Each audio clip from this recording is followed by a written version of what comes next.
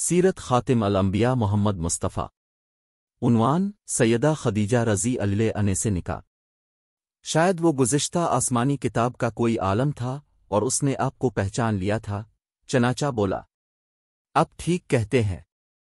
اس کے بعد اس نے میسرہ سے علیحدگی میں ملاقات کی، کہنے لگا، میسرہ، یہ نبی ہیں، قسم ہے اس ذات کی جس کے ہاتھ میں میری جان ہے، یہ وہی ہے جن کا ذکر ہمارے راہب اپنی کتابوں میں پاتے ہیں۔ میسرہ نے اس کی اس بات کو ذہن نشین کر لیا۔ راستے میں ایک اور واقعہ پیش آیا۔ سیدہ خدیجہ رضی اللہ عنہا کے 2 اونٹ بہت زیادہ تھک گئے تھے اور چلنے کے قابل نہ رہے، ان کی وجہ سے میسرہ قافلے کے پیچھے رہ گیا۔ نبی کریم قافلے کے اگلے حصے میں تھے۔ میسرہ ان اونٹوں کی وجہ سے پریشان ہوا تو دوڑتا ہوا اگلے حصے کی طرف آیا اور اپنی پریشانی کے بارے میں آپ کو بتایا۔ آپ اس کے ساتھ ان دونوں اونٹوں کے پاس تشریف لائے، ان کی کمر اور پچھلے حصے پر ہاتھ پھیرا، کچھ پڑھ کر دم کیا۔ آپ کا ایسا کرنا تھا کہ اونٹ اسی وقت ٹھیک ہو گئے اور اس قدر تیز چلے کہ قافلے کے اگلے حصے میں پہنچ گئے۔ اب وہ منہ سے آوازیں نکال رہے تھے اور چلنے میں جوش و خروش کا اظہار کر رہے تھے۔ پھر قافلے والوں نے اپنا سامان فروخت کیا۔ اس بار انہیں اتنا نفع ہوا کہ پہلے کبھی نہیں ہوا تھا۔ چنانچہ میسرہ نے اب سے کہا، اے محمد، ہم سال ہا سال سے سیدہ خدیجہ کے لیے تجارت کر رہے ہیں، مگر اتنا زبردست نفع ہمیں کبھی نہیں ہوا جتنا اس بار ہوا ہے۔ آخر قافلہ واپس مکہ کی طرف روانہ ہوا۔ میسرہ نے اس دوران صاف طور پر یہ بات دیکھی کہ جب گرمی کا وقت ہوتا تھا اور نبی کریم اپنے اونٹ پر ہوتے تھے تو 2 فرشتے دھوپ سے بچانے کے لیے اب پر سایہ کیے رہتے تھے۔ ان تمام باتوں کی وجہ سے میسرہ کے دل میں آپ کی محبت گھر کر گئی اور یوں لگنے لگا جیسے وہ آپ کا غلام ہو۔ اب دوپہر کے وقت مکہ میں داخل ہوئے۔ اب باقی قافلے سے پہلے پہنچ گئے تھے۔ اب سیدھے حضرت خدیجہ رضی اللہ عنہا کے گھر پہنچے۔ وہ اس وقت چند عورتوں کے ساتھ بیٹھی تھیں۔ انہوں نے دور سے آپ کو دیکھ لیا۔ آپ اونٹ پر سوار تھے اور 2 فرشتے آپ پر سایہ کیے ہوئے تھے۔ حضرت خدیجہ رضی اللہ عنہا نے یہ منظر دوسری عورتوں کو بھی دکھایا۔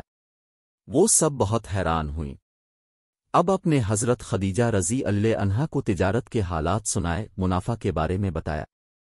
اس مرتبہ پہلے کی نسبت 2 گنا منافع ہوا تھا۔ حضرت خدیجہ رضی اللہ عنہا بہت خوش ہوئیں۔ انہوں نے پوچھا، میسرہ کہاں ہے؟ آپ نے بتایا، وہ ابھی پیچھے ہے۔ یہ سن کر سیدہ نے کہا، اب فوراً اس کے پاس جائیے اور اسے جلد از جلد میرے پاس لائیے۔ اب واپس روانہ ہوئے۔ حضرت خدیجہ رضی اللہ عنہا نے دراصل آپ کو اس لیے بھیجا تھا کہ وہ پھر سے وہی منظر دیکھنا چاہتی تھیں، جاننا چاہتی تھیں کیا اب بھی فرشتے ان پر سایہ کرتے ہیں یا نہیں۔ جو ہی آپ روانہ ہوئے، یہ اپنے مکان کے اوپر چڑھ گئیں اور وہاں آپ کو دیکھنے لگیں۔ آپ کی شان اب بھی وہی نظر آئی۔ اب انہیں یقین ہو گیا کہ ان کی آنکھوں نے دھوکہ نہیں کھایا تھا۔ کچھ دیر بعد آپ میسرہ کے ساتھ ان کے پاس پہنچ گئے۔ حضرت خدیجہ رضی اللہ عنہا نے میسرہ سے کہا، میں نے ان پر 2 فرشتوں کو سایہ کرتے ہوئے دیکھا ہے، کیا تم نے بھی کوئی ایسا منظر دیکھا ہے؟ جواب میں میسرہ نے کہا، میں تو یہ منظر اس وقت سے دیکھ رہا ہوں جب قافلہ یہاں سے شام جانے کے لیے روانہ ہوا تھا۔ اس کے بعد میسرہ نے انستورہ سے ملاقات کا حال سنایا۔ دوسرے آدمی نے جو کہا تھا وہ بھی بتایا، جس نے لات اور اس کی قسم کھانے کے لیے کہا تھا، پھر اونٹوں والا واقعہ بتایا۔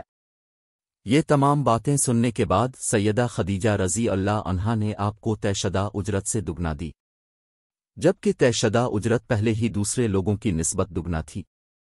ان تمام باتوں سے سیدہ خدیجہ رضی اللہ عنہا بہت حیران ہوئیں۔ اب وہ اپنے چچا زاد بھائی ورقہ بن نوفل سے ملے۔ یہ پچھلی کتابوں کے عالم تھے۔ سیدہ خدیجہ رضی اللہ عنہا نے انہیں جو کچھ خود دیکھا اور میسرہ کی زبانی سنا تھا وہ سب کیسا آنایا۔ ورقہ بن نوفل اس وقت عیسائی مذہب سے تعلق رکھتے تھے، اس سے پہلے وہ یہودی تھے۔ سیدہ خدیجہ رضی اللہ عنہا کی تمام باتیں سن کر ورقہ بن نوفل نے کہا، خدیجہ، اگر یہ باتیں سچ ہیں تو سمجھ لو محمد اس امت کے نبی ہیں۔ میں یہ بات جان چکا ہوں کہ وہ اس امت کے ہونے والے نبی ہیں، دنیا کو انہی کا انتظار تھا، یہی ان کا زمانہ ہے۔ یہاں یہ بات بھی واضح ہو جائے کہ نبی اکرم نے سیدہ خدیجہ رضی اللہ عنہا کے لیے تجارتی سفر صرف ایک بار ہی نہیں کیا، چند سفر اور بھی کیے۔ سیدہ خدیجہ رضی اللہ عنہا ایک شریف اور پاک باز خاتون تھیں۔ نسب کے اعتبار سے بھی قریش میں سب سے اعلیٰ تھیں۔ انہیں قریش کی سیدہ کہا جاتا تھا۔ قوم کے بہت سے لوگ ان سے نکاح خواہشمند تھے، کئی نوجوانوں کے پیغام ان تک پہنچ چکے تھے، لیکن انہوں نے کسی کے پیغام کو قبول نہیں کیا تھا۔ نبی اکرم تجارت کے سفر سے واپس آئے تو اب کی خصوصیات دیکھ کر اور اب کی باتیں سن کر وہ اب سے بہت زیادہ متاثر ہو چکی تھیں، لہٰذا انہوں نے ایک خاتون نفیسہ بنت منع کو اب کی خدمت میں بھیجا۔ انہوں نے آ کر اب سے کہا کہ اگر کوئی دولت مند اور پاک باز خاتون خود اب کو نکاح کی پیشکش کرے تو کیا آپ مان لیں گے؟ ان کی بات سن کر اب نے فرمایا، وہ کون ہیں؟ نفیسہ نے فوراً کہا، خدیجہ بنت خویلد۔ اب نے انہیں اجازت دے دی۔ نفیسہ بنت منع سیدہ خدیجہ رضی اللہ عنہا کے پاس آئے، انہیں ساری بات بتائی۔ سیدہ خدیجہ رضی اللہ عنہا نے اپنے چچا عمرو بن اسد کو اطلاع کرائی تاکہ وہ آ کر نکاح کر دیں۔ سیدہ خدیجہ رضی اللہ عنہا کی اس سے پہلے 2 مرتبہ شادی ہو چکی تھی۔ ان کا پہلا نکاح عتیق ابن مات سے ہوا تھا، اس سے بیٹی ہندہ پیدا ہوئی تھی۔ عتیق کے فوت ہو جانے کے بعد سیدہ کا دوسرا نکاح ابو حالہ نامی شخص سے ہوا۔ ابو حالہ کی وفات کے بعد سیدہ خدیجہ رضی اللہ عنہا بیوگی کی زندگی گزار رہی تھیں کہ انہوں نے اب سے نکاح کا ارادہ کر لیا۔ اس وقت سیدہ کی عمر 40 سال کے لگ بھگ تھی۔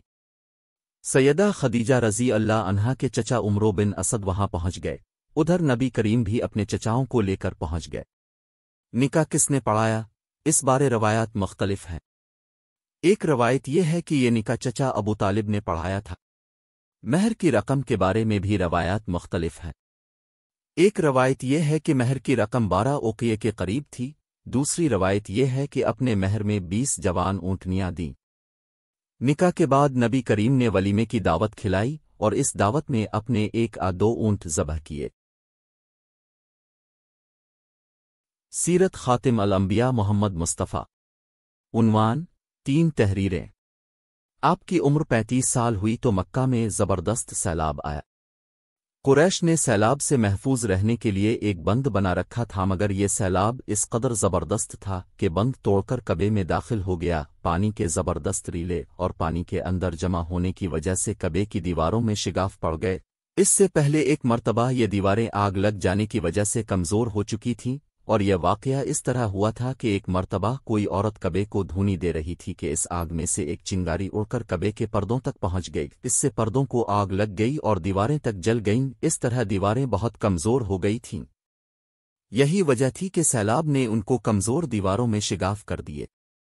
سیدنا ابراہیم علیہ السلام نے کعبے کی جو دیواریں اٹھائی تھیں وہ 9 گز اونچی تھیں، ان پر چھت نہیں تھی۔ لوگ کعبے کے لیے نذرانے وغیرہ لاتے تھے، یہ نذرانے کپڑے اور خوشبوئیں وغیرہ ہوتی تھیں۔ کعبے کے اندر جو کنواں تھا یہ سب نذرانے اس کنویں میں ڈال دیے جاتے تھے۔ کنواں اندرونی حصے میں دائیں طرف تھا، اس کو کعبے کا خزانہ کہا جاتا تھا۔ کعبے کے خزانے کو ایک مرتبہ ایک چور نے چرانے کی کوشش کی، چور کنویں ہی میں مر گیا۔ اس کے بعد اللہ تعالی نے اس کی حفاظت کے لیے ایک سانپ کو مقرر کر دیا۔ یہ سانپ کنویں کی منڈیر پر بیٹھا رہتا تھا، کسی کو خزانے کے نزدیک نہیں آنے دیتا تھا۔ قریش بھی اس سے خوف زدہ رہتے تھے۔ اب جب کہ کعبے کی دیواروں میں شگاف پڑ گئے اور نئے سرے سے اس کی تعمیر کا مسئلہ پیش آیا تو اللہ تعالیٰ نے ایک پرندے کو بھیجا، وہ اس سانپ کو اٹھا لے گیا، البدایہ وال نہائے۔ یہ دیکھ کر قریش کے لوگ بہت خوش ہوئے۔ اب انہوں نے نئے سرے سے کعبے کی تعمیر کا فیصلہ کر لیا اور پروگرام بنایا کہ بنیادیں مضبوط بنا کر دیواروں کو زیادہ اونچا اٹھایا جائے، اس طرح دروازے کو بھی اونچا کر دیا جائے گا تاکہ کعبے میں کوئی داخل نہ ہو، صرف وہی شخص داخل ہو جسے وہ اجازت دے۔ اب انہوں نے پتھر جمع کیے، ہر قبیلہ اپنے حصے کے پتھر الگ جمع کر رہا تھا۔ چندہ بھی جمع کیا گیا، چندے میں انہوں نے پاک کمائی دی، ناپاک کمائی نہیں دی، مثلاً طوائفوں کی آمدنی، سود کی کمائی، دوسروں کا مال غصب کر کے حاصل کی گئی دولت چندے میں نہیں دی، اور پاک کمائی انہوں نے بلا وجہ نہیں دی تھی۔ ایک خاص واقعہ پیش آیا تھا جس سے وہ اس نتیجے پر پہنچے تھے کہ اس کام میں صرف پاک کمائی لگائی جائے گی۔ وہ واقعہ یوں تھا، ایک قریشی سردار ابو وہب عمرو بن عابد نے جب یہ کام شروع کرنے کے لیے ایک پتھر اٹھایا تو پتھر اس کے ہاتھ سے نکل کر پھر اسی جگہ پہنچ گیا جہاں سے اسے اٹھایا گیا تھا۔ اس پر قریشی حیران و پریشان ہوئے۔ آخر خود وہب کھڑا ہوا اور بولا، اے گرونگرش، کعبے کی بنیادوں میں سوائے پاک مال کے کوئی دوسرا مال شامل مت کرنا۔ بیت اللہ کی تعمیر میں کسی بدکار عورت کی کمائی، سود کی کمائی یا زبردستی حاصل کی گئی دولت ہرگز شامل نہ کرنا۔ یہ وہب نبی کریم کے والد حضرت عبداللہ کا ماموں تھا اور اپنی قوم میں ایک شریف آدمی تھا۔ جب قریش کے لوگ خانہ کعبہ کی تعمیر کے لیے پتھر ڈھو رہے تھے تو ان کے ساتھ نبی کریم بھی پتھر ڈھونے میں شریک تھے۔ اب پتھر اپنی گردن پر رکھ کر لا رہے تھے۔ تعمیر شروع کرنے سے پہلے قریش کے لوگوں نے خوف محسوس کیا کہ دیواریں گرانے سے کہیں ان پر کو مصیبت نہ نازل ہو جائے۔ آخر ایک سردار ولید بن مغیرہ نے کہا، کعبہ کی دیواریں گرانے سے تمہارا ارادہ اصلاح اور مرمت کا ہے یا اس کو خراب کرنے کا؟ جواب میں لوگوں نے کہا، ظاہر ہے ہم تو مرمت اور اصلاح چاہتے ہیں۔ یہ سن کر ولید نے کہا، تب پھر سمجھ لو اللہ تعالیٰ اصلاح کرنے والوں کو برباد نہیں کرتا۔ پھر ولید ہی نے گرانے کے کام کی ابتدا کی، لیکن اس نے بھی صرف ایک حصہ ہی گرایا تاکہ معلوم ہو جائے کہ ان پر کو تباہی تو نہیں آتی۔ جب وہ رات خیریت سے گزر گئی تب دوسرے دن سب لوگ اس کے ساتھ شریک ہو گئے اور پوری عمارت گرا دی، یہاں تک کہ اس کی بنیاد تک پہنچ گئے۔ یہ بنیاد ابراہیم علیہ السلام کے ہاتھ کی رکھی ہوئی تھی۔ حضرت ابراہیم علیہ السلام نے بنیادوں میں سبز رنگ کے پتھر رکھے تھے۔ یہ پتھر اونٹ کے کوہان کی طرح کے تھے اور ایک دوسرے سے جڑے ہوئے تھے۔ ان لوگوں کے لیے ان کو توڑنا بہت مشکل کام ثابت ہوا۔ دائیں کونے کے نیچے سے قریش کو ایک تحریر ملی۔ وہ تحریر سریانی زبان میں لکھی ہوئی تھی۔ انہیں سریانی زبان نہیں آتی تھی۔ آخر ایک یہودی کو تلاش کر کے لایا گیا۔ اس نے وہ تحریر پڑھ کر انہیں سنائی۔ تحریر یہ تھی، میں اللہ ہوں مکوہ کا مالک، جس کو میں نے اس دن پیدا کیا، جس دن میں نے آسمانوں اور زمین کو پیدا کیا، جس دن میں نے سورج اور چاند بنائے، میں نے اس کو یعنی مکہ کو 7 فرشتوں کے ذریعہ گھیر دیا ہے۔ اس کی عظمت اس وقت تک ختم نہیں ہوگی جب تک کہ اس کے دونوں طرف پہاڑ موجود ہیں۔ ان پہاڑوں سے مراد ایک تو ابو قیس پہاڑ ہے جو کہ صفا پہاڑی کے سامنے ہے، اور دوسرا قاؤقاؤن پہاڑ ہے جو مکہ کے قریب ہے اور جس کا رخ ابو قیس پہاڑ کی طرف ہے۔ اور یہ شہر اپنے باشندوں کے لیے پانی اور دودھ کے لحاظ سے بہت بابرکت اور نفع والا ہے۔ یہ پہلی تحریر تھی۔ دوسری مقام ابراہیم سے ملی۔ اس میں لکھا تھا، مکہ اللہ تعالیٰ کا محترم اور معظم شہر ہے۔ اس کا رزق 3 راستوں سے اس میں آتا ہے۔ یہاں 3 راستوں سے مراد قریش کے 3 تجارتی راستے ہیں۔ ان راستوں سے قافلے آتے جاتے تھے۔ تیسری تحریر اس سے کچھ فاصلے سے ملی۔ اس میں لکھا تھا، جو بھلائی بوئے گا لوگ اس پر رشک کریں گے، یعنی اس جیسا بننے کی کوشش کریں گے، اور جو شخص رسوائی بوئے گا وہ رسوائی اور ندامت پائے گا۔ تم برائیاں کر کے بھلائی کی آس لگاتے ہو، ہاں یہ ایسا ہی ہے جیسے کیکر یعنی کانٹے دار درخت میں کوئی انگور تلاش کرے۔ یہ تحریر کعبے کے اندر پتھر پر کھدی ہوئی ملی۔ کعبے کی تعمیر کے سلسلے میں قریش کو پتھروں کے علاوہ لکڑی کی بھی ضرورت تھی۔ چھت اور دیواروں میں لکڑی کی ضرورت تھی۔ لکڑی کا مسئلہ اس طرح حل ہوا کہ ایک جہاز عرب کے ساحل سے آ کر ٹکرا گیا۔ آج اس مقام کو جدہ کا ساحل کہا جاتا ہے، پہلے یہ مکہ کا ساحل کہلاتا تھا، اس لیے کہ مکہ کا قریب ترین ساحل یہی تھا۔